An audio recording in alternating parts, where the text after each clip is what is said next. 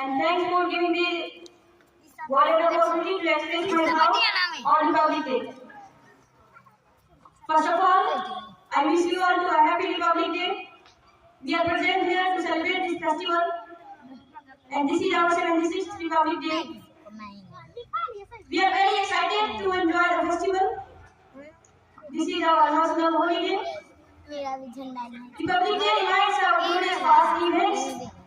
As you know, today, 26th January marks our adoption of Indian Constitution in 1950, which made India a republic country. India is the largest democratic country in the world. The day reminds us the vision and sacrifice of our great leaders like Mahatma Gandhi, B. R. Ambedkar, Dr. Rajendra Prasad, Subhash Chandra Bose, and many more. Today we are present to celebrate a great festival and make a historic day. We have all fundamental rights. We have all the right and equality. Our Constitution gives us the equality, justice, and opportunity for all the citizens of India. We have made a great country.